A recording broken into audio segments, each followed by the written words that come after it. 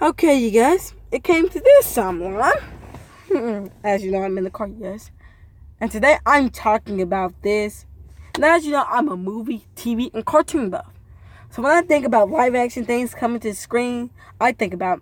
And when everyone talks about Steven Universe should get a movie live action form, and I say no, and they say, why not? And this is why I bring up the mention of Avatar: The Last Airbender. This film right here, I'm sorry to say it, but like I say, Steven Universe has a good story and everything. But did you see what they did with Avatar: The Last Airbender? They ruined that film. And with the film, I'm going to talk about today. And first of all, Avatar: The Last Airbender is an okay show. I like it. It is a perfect example of something. And there are many problems of it. And today I'm going to see if it didn't suck and the problems with it. So let's talk about Avatar: The Last Airbender. Here on, did it suck?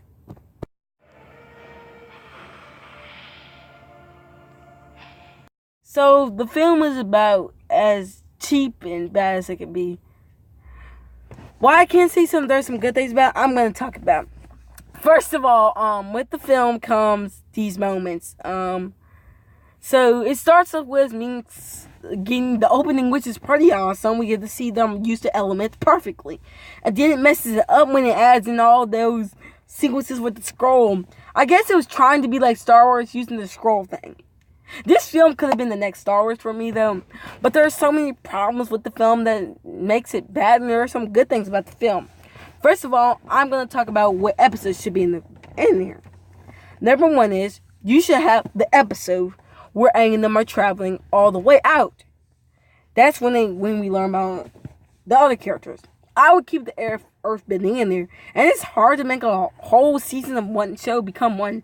But it doesn't have to be that hard.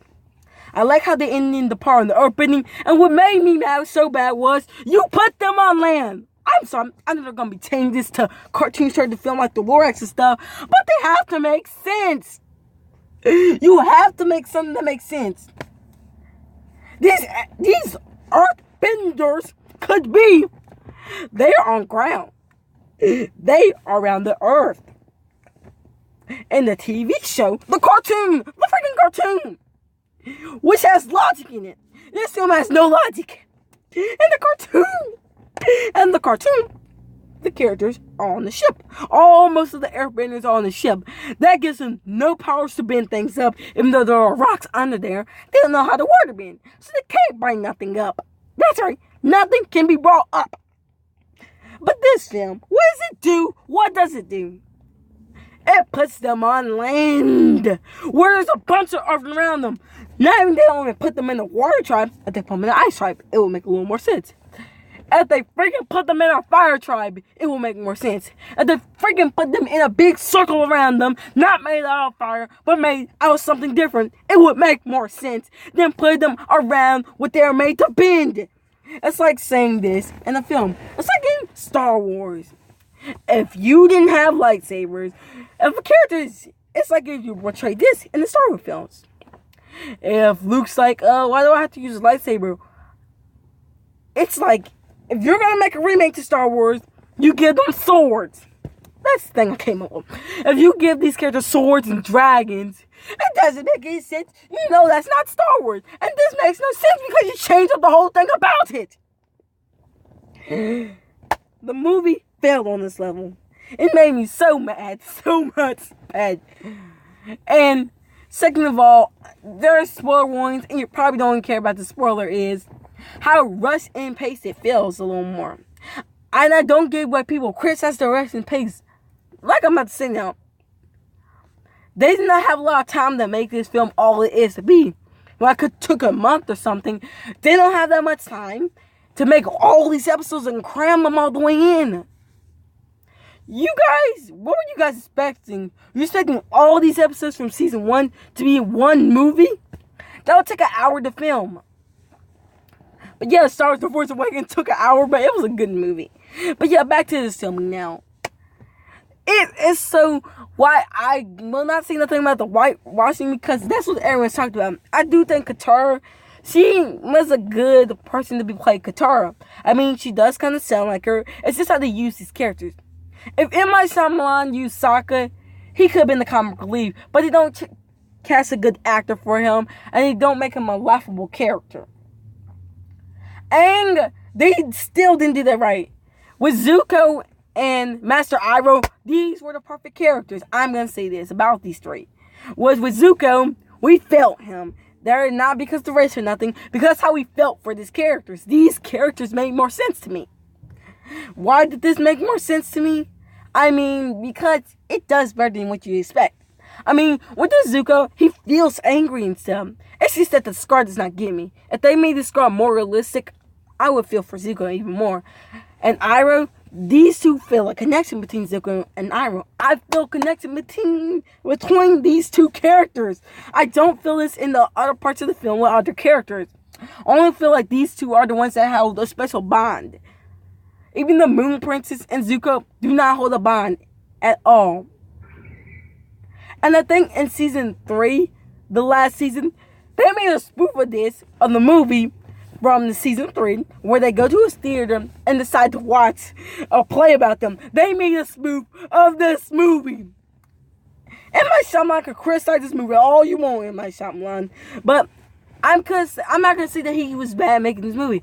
This could have worked with him under the helm of it. It could have worked with other directors, including Josh Whedon, as you know, the other guy, like James Gunn. I didn't mean to say his name. And there is Steven Spielberg. These could have been great directors to helm this film, and I would like to see them helm this film. Shyamalan could have held it the weight, but if he had someone else write this, or if he watched a little more episodes of the cartoon. This movie does not have the feel of it, and it just goes blatantly saying, we have the feel of this movie, we know what you want. Why I do kind of like the special effects though. I like the fire bending, I like the wind bending, I like the water bending. And the earth bending, it's just how they move them around. At the opening, they do it but better. In the cartoon, they always kept it quick, and that's how they did in the opening. Seeing the show what the cartoon should have been made out of. They should have showed it like in the opening sequence in the live action movie, quick and paced. But no, in this sequence you go hoo hoo hoo ah boosh. That doesn't make no sense. But this version does a little more better. They outdo what the opening did, and it goes faster and paced. And some in the movie, in the other scenes, is so slow. It's like slow at all. I would have liked, but here's what I do. If you're gonna split up Sokka, make Katara the comic relief.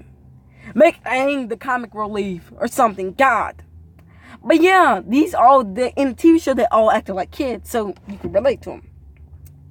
But when he was on Frozen, instead of just coming to the village and seeing Zuko first, we could have got them while they were walking through the snow, telling us everything, or them flying back to the village, telling or letting Katara or Sokka tell everything that they need to know about what happened. Since Aang was gone for a couple of while, Aang could ask, what's happened to all the land? I need to go back to where I came from. And he tells them where he needs to go. They tell him, I'm sorry, we do not know where that is and everything. And then he gets more info on it. That would have been cool to see. Why Zuko is chasing them down. And then you just adding no subtitles at all of what this movie's gonna be. The trailer looked better than the movie does. I'm gonna be honest. The trailer shows something great. Something that we want to see. While the first trailer didn't show so much, the second trailer showed me everything I wanted to see in this film. And I said, wow, this looks awesome. And the 3D doesn't fully work. If they were to use the 3D better, it would have worked. But yeah, back to the filming of this movie. Did this film suck? Yes. But I'm going to keep going on. The good things that they do with this film is mostly, like I said, with Iroh and stuff. And I just named all the bad things I saw in this film.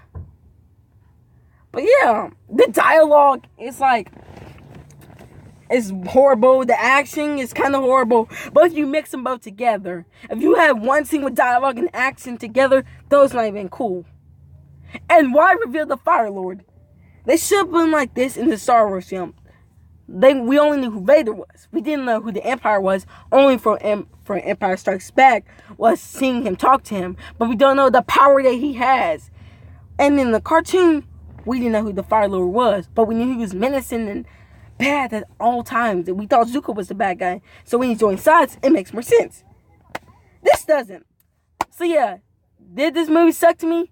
Yes. And I will no longer talk about how bad this movie is in all directions. But yeah, this film sucked. But like I said, M. Night Shyamalan could have made this film good, but he tried not to. So yeah, I'll see you guys next time on Did It Suck?